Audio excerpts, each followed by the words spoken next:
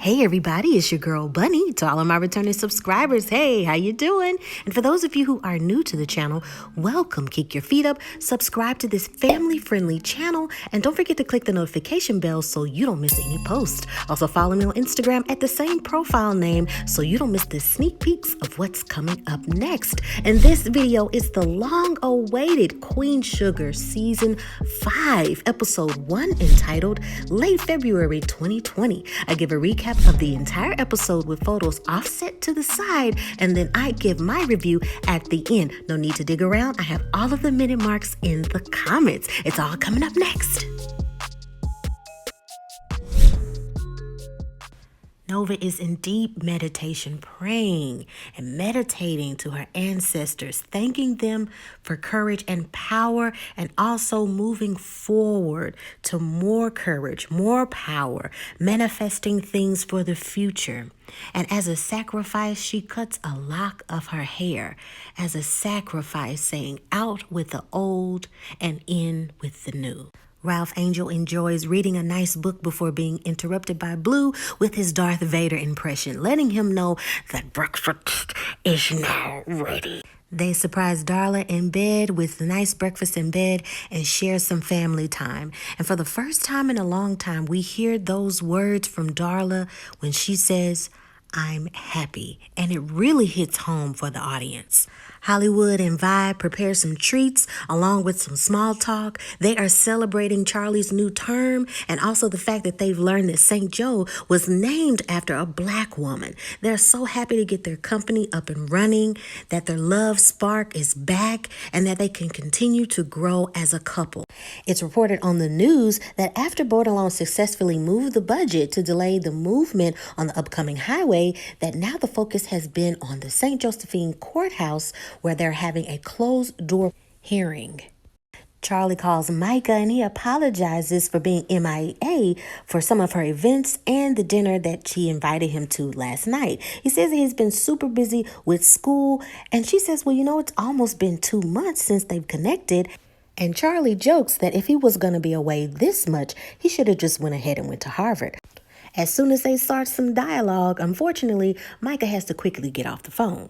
As Charley makes her way to the courthouse, she hears a radio announcement about the increased numbers of COVID-19 cases in China. Charley is greeted by family telling her congratulations, it's been a long road, we're finally here, and even she shares a moment with Nova to say that she likes the new dude. As Frances Boudreaux awaits her sentencing, the judge wants to know if she has any final words for the court. And she says yes, despite the so-called evidence used against her, that she is innocent of all charges. The judge confirms that you are not accused, you have been tried and convicted of conspiracy to commit arson against the Queen Sugar Mill. The fact that you are even able to have this closed court hearing is due to your previous standing in the community. This was a favor, but you do not get to rewrite the official court's findings against you. Frances continues to say, I am a victim of a substantial case constructed against me because I refuse to apologize for being a successful woman. You'll know what that entails and what it feels like one day, Charley. All of you. The judge interrupts her monologue and proceeds to sentencing of 7 years in prison in the Louisiana State Penitentiary. There are sighs and celebrations release that we hear in the audience, except we see one spectator, Parker, whom we met last season, who doesn't seem too thrilled about the outcome. Darla encourages Ralph Angel to go to Nova's event and to be the bigger person, and he responds to her, I'll try. There's a knock at the door, and it is a person delivering a letter parcel. And Ralph Angel says, well, what is this? And the delivery guy says, I don't know, but all I know is you have to sign in order to receive it. Ralph reads the letter, and as soon as he finishes reading the letter, he crunches it up in anger. We then see that we are at Nova's event, and her friend Red is worried that launching her True Paper site will pull her away from the people.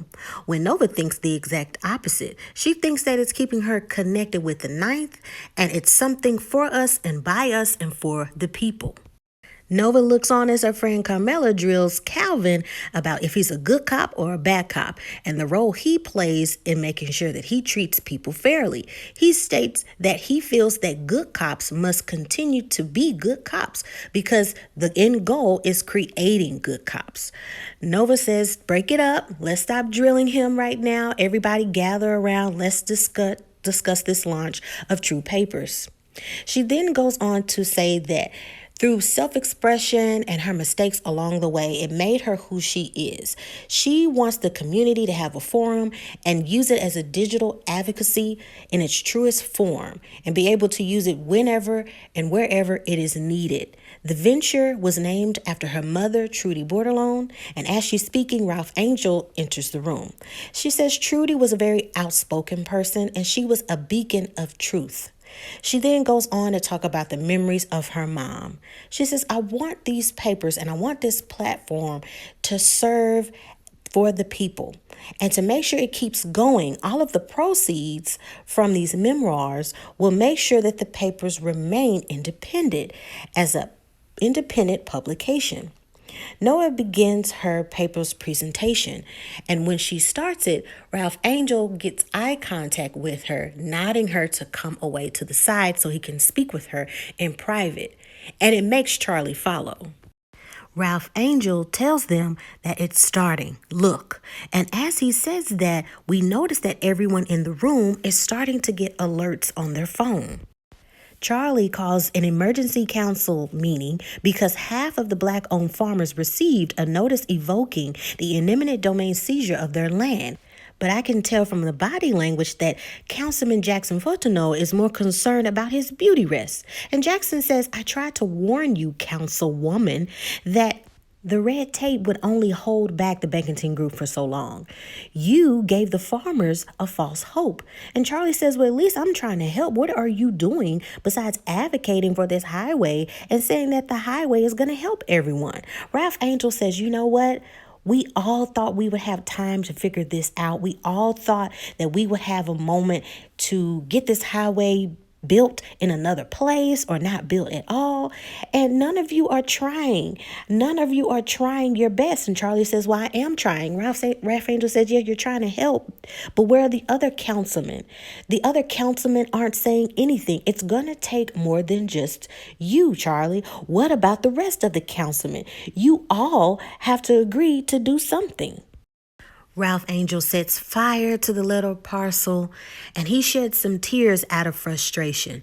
And Nova comes by to let him know that it's okay. We're going to get through this together, and you don't have to go through it alone.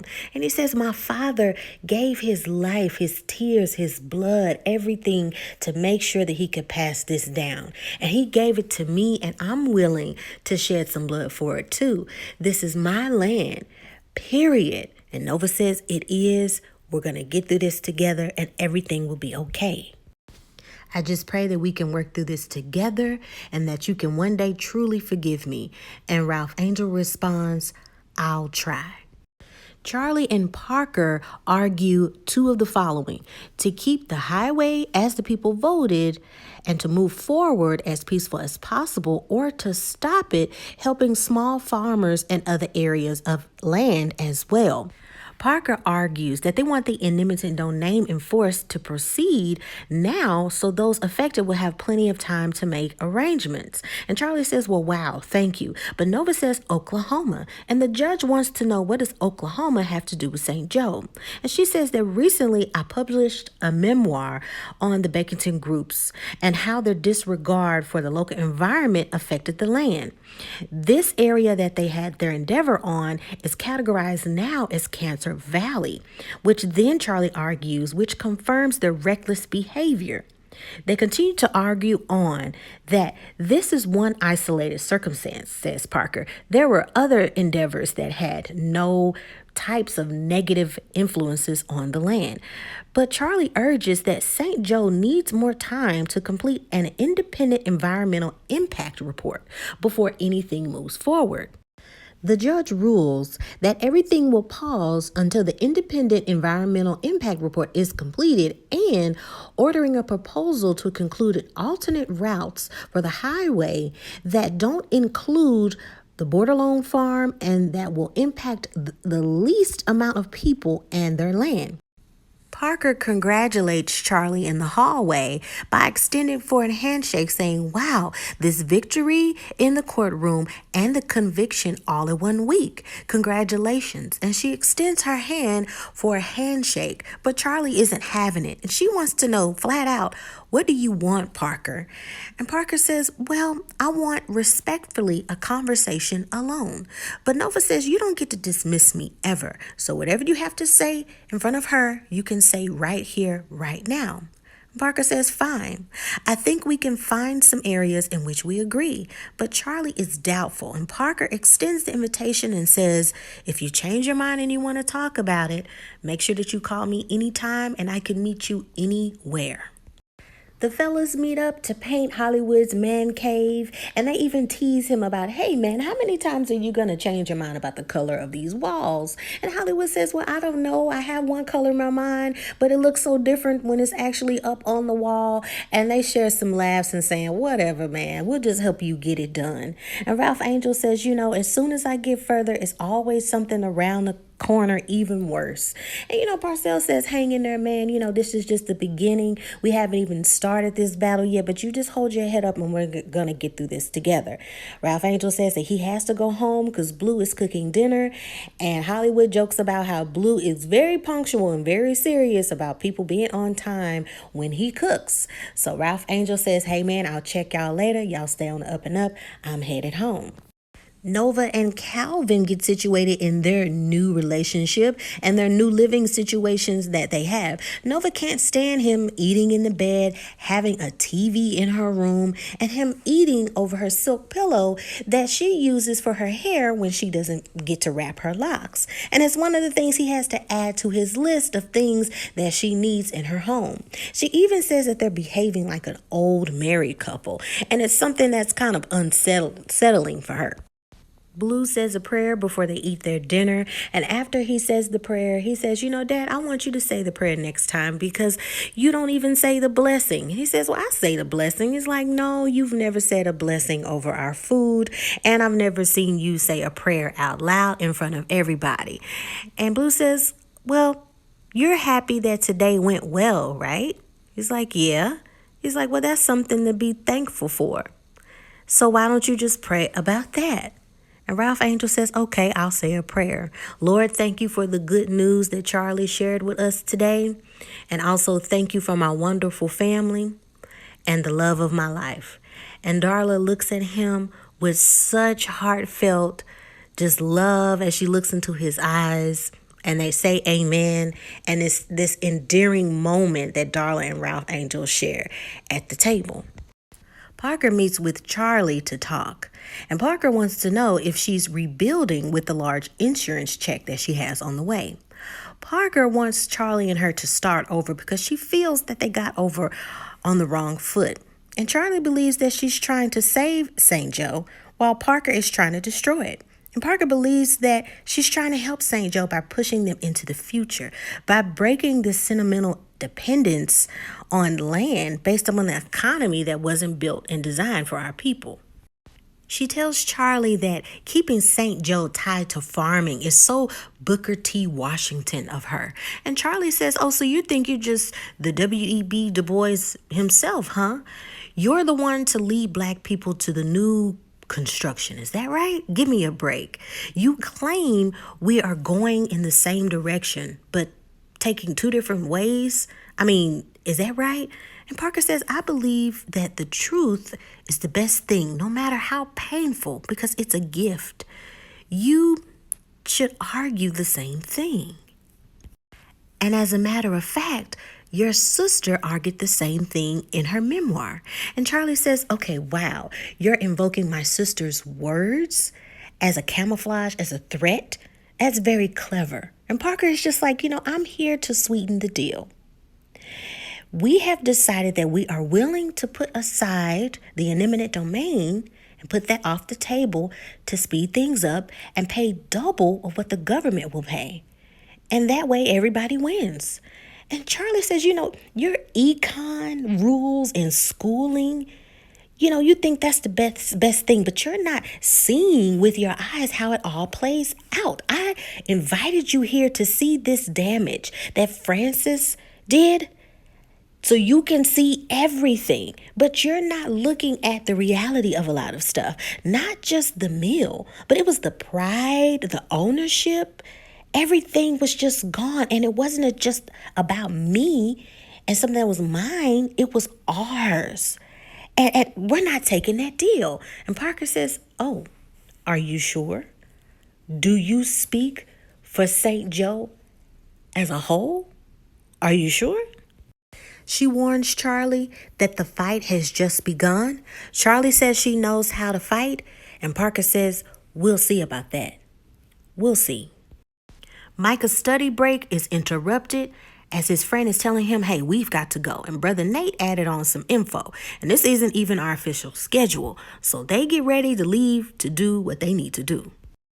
Nova prepares some family photos for a community feast that's taking place later on in the evening. And Calvin says, "Oh, those look great. It looks wonderful. And I can't wait to go to the event. But I'll make sure I'm not the weird white guy when I meet your family and when I'm around your friends." And Nova says, "You've got to stop saying and doing that. Everything's fine. I mean, you met my family. I'm going to meet your family soon. I mean, we just got to chill and relax a little bit." And he says, "Well, that event that's going on with my family, I don't think it's important that we go." And Nova's saying, like, "What do you mean? It's your grandfather's 85th birthday. I would think that was a big deal." And he was just like, "No, I mean, with my grandfather, he's just not that nice." And she says, "Calvin, you just really got to pull the Band-Aid off with this one and just let people think and say what they want to say. If we're together, we said we weren't going to hide it anymore. Let's just proceed and move forward. And who's ever with us, they're with us. And if they're not, they're not. But we can't escape from reality. We can't continue to hide one another because we're trying to protect each other's feelings. I mean, we just can't keep doing that." We find out why Micah was getting off the phone so quickly and having to go here and there throughout the entire episode. We learn that he is a part now of the new Zeta Gamma fraternity, and it started off with 20 people, and now it's down to 7. And now those 7 are the worthy that have been officially introduced into the new Zeta Gamma fraternity. It's the feast of St. Josephine. Children carry photos of deceased family members and people who have contributed to the community. And Charley welcomes everyone to the first feast of St. Josephine. And at the end of every Black History Month, we will honor the woman named St. Josephine and how she contributed so much to this town. She was born enslaved, but later became an inspiration. And I think everyone from making me the first Black councilwoman in history during the time of her parish. We honor everyone who is here, and to honor them, we celebrate and honor them with silence. They take a moment of silence, and Charley says, "Now it's time to eat and celebrate." Everyone is having a really good time, laughing, holding hands, and sharing good vibes. And now they want to introduce the sponsor, the main primary sponsor for the St. Josephine Bank, to speak. And it's Parker Campbell. And she says that, "Hello, I am the Binghamton Community Liaison Representative. And I'm so happy to announce that they have appointed me as the board of the Bank of St. Josephine." And Nova and Charley are shocked. And Nova says, "This isn't good." Parker continues and says, "I want to thank Councilwoman Bordelon for her efforts in putting on this event and for always voicing your concerns. And thanks to Charley, we at Beckington Group have heard you. We know that the location of the incoming highway is untenable for you, and it's no way to do business. So many homes and farms will be involved in that, even the Bordelon farm. So we are making some changes, a new route that will effectively and significantly affect fewer farmers, and from North Main Street all the way to 21st Road. So thank you, Councilwoman, for all of your hard work." And immediately the crowd is upset And several people start to gather around Charley and ask her all of these questions. Well, why is it through 21st Street? I have family at that gravesite. Are they just going to build everything right through that gravesite? What's going on? And Vi and Nova, they're trying to tell everybody to calm down, give her some space, give her a moment to speak. And we do see that Parker has made her exit and is allowing Charley to be in the mix of the crowd. Charley storms out of the room very furious and bringing her to deep breathing and holding her head down in her office. And Vi checks on Charley and says, "Are you okay? Will everything be all right?" And Vi says, "How are you going to respond to this?" And Charley says, "I know what I'm not going to do. I'm not going to lose. I can't." Darla and Ralph have a nice evening walk talking about how things have been going in the town, how they've had some wonderful events, and how wonderful Blue is, and how he always has these recipes that he loves to get home and cook. And Ralph Angel says, yeah, he'll grow up soon, just thinking about it, how he's just going to grow up and leave us. And Darla's like, us? He says, yeah, us. I see everything he does and everything us being together, it's us. Thinking of you, all of us together, that's in my plans. And Ralph Angel gets down on one knee and tells Darla that he loves her and her love for him is like his superpower and that she pushes him to do better in any and everything. And he asks Darla, would you do me the honor and take my last name? And he puts the ring on her finger and she says yes. They share some endearing hugs and kisses. And that is the end of the episode. We definitely started out with a bang for season 5, episode 1. Amazing writing, amazing acting as usual. And I see they upped the ante on some real life situations that happens, especially when it comes to land, cheat land, farming, councilmen, council meetings, things that entail that are so important and that are so beneficial to the people and for people to be aware of. And I'm happy that they're bringing this up. I also noticed that they're incorporating COVID-19 details as hearing some of the cases that are overseas. And what a lot of people in North America did was they heard about it, they listened to it on the news, and put it in the back of their minds with the thought of that's over there and that's not over here, not really a main concern.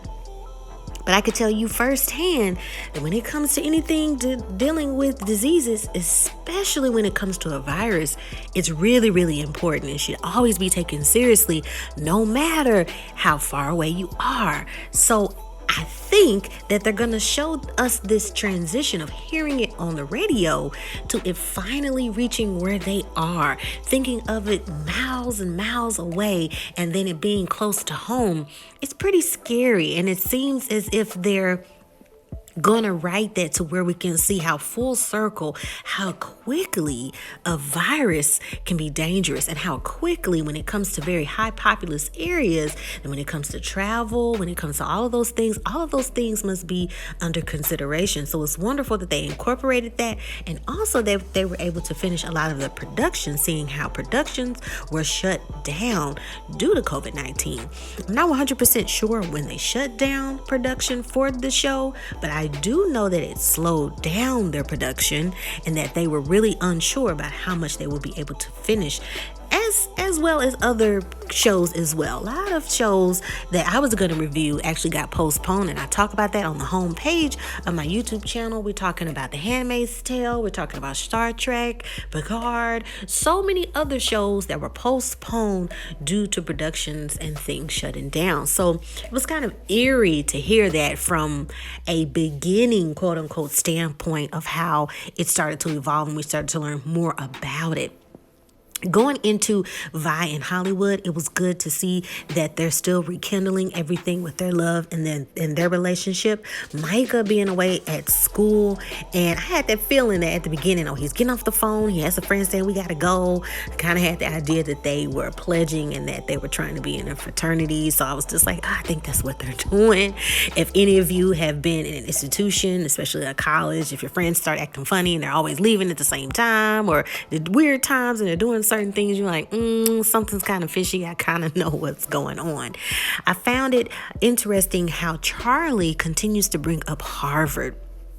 I mean, for any parent, if your kid gets accepted into Harvard, you're like, what an honor to be accepted. But we have to remember that he wanted to go to that school that he went to because not only did he want to be close to his community and his family, but he just really thought that he wanted to connect more with being at home and connecting with an environment that he really wasn't too familiar with. Because if you remember in previous seasons, his dad is a pro ball player, and majority of the people that he went to school with were predominantly white institutions. So he feels that being more connected and learning more about a culture that is his own is allowing him to evolve and to grow into career what he wants and not just what his parents had an idea of him doing in his life. So it's just really important and very beautiful to see him taking school seriously and also making his own decisions, which we saw with the fraternity. When it comes to Nova and Calvin, I've been sketchy about them from the beginning. I don't like the relationship. It's just odd. The reason why I say that has nothing to do with their ethnicity. Has a big part of him being married and, them having an affair. But I just never took Nova as the monogamous type or the settled down type. And she's even making comments early on that we're acting and behaving like an old married couple. It's a red flag right there. Wondering how long this is gonna last. Also, her friend Red said, you want to connect with the ninth, but you're way out here in a different home and in different areas. So, if you think that you're gonna stay connected with the ninth and the people, okay. So we're seeing the evolution of that relationship with friends and family. Her friends are drilling him about being a cop. Is he a good cop? Is he a bad cop? Does he feel that cops can influence bad cops? So it's this personal connection, unfortunately, with tying him to all cops. But when you're dealing with issues such as that and you have a cop in your presence and he just so happens to be white, it's kind of like, this is an opportunity to speak with this guy, kind of pick his brain about how he's feeling about the situation. I also found it really interesting how Parker, every time I see her, I think about How to Get Away with Murder and all of the other wonderful shows that she's been in. Such an incredible actor. I was just waiting for her to say Castillo like she did in How to Get Away with Murder series. She always said that name so perfectly, with the Castillos. So she's a phenomenal actress. But I do like the scene between her and Charley talking about W.E.B. Du Bois and talking about the different ideas and ways that Black people have evolved into higher learning, business, growth, all of these things. So for them to have that dialect and them saying that we think we're getting to the same way or the same goal, but we're taking different directions. And clearly it's one person on one side of the track seeing it in two different ways. I just kind of like politics. It's like, how to handle the situation. Of course, with anybody watching the show and listening to both of them, they both have valid points. But it has to be evident. We have to look at the reality of it. There is systemic and systematic racism tied into all of these things, that dealing with the farmers and the land and the highway, that politics continues to look over in their city. So it's just good writing, amazing writing. I'm glad that they're not starting off slow. I'm glad that they're just getting straight to it. I'm loving every moment of it. Each character is evolving in such a way that's beautiful.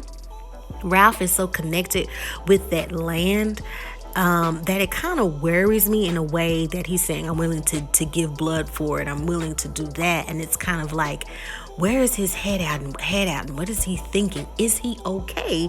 Is he so focused that he's not thinking about, is it going to be dangerous? Are there things that he maybe needs to reconsider? It just kind of has me like, this is kind of giving me bad vibes. And him saying, he could give his blood for it. And I'm like, ooh, I would not say that. But I love how he's just so into Darla and family. And is it me, or does Darla seem kind of reluctant? It's like she's giving this energy of, oh, this is great, I'm happy, but this feels weird to me. I don't know if she's just not used used to that family dynamic and she feels odd, or if there's something that she's keeping a secret. She seems close to Ralph Angel, but at the same time distant. Let me know if it's not just me thinking and feeling that way, viewing her body language and how she's behaving. She did say yes, that she would marry him, but throughout the episode, it's just kind of like, I love you too. It's just kind of like, Darla, what are you not being open about? But let's just hope she's just not used to this family dynamic and she's just trying to receive it all.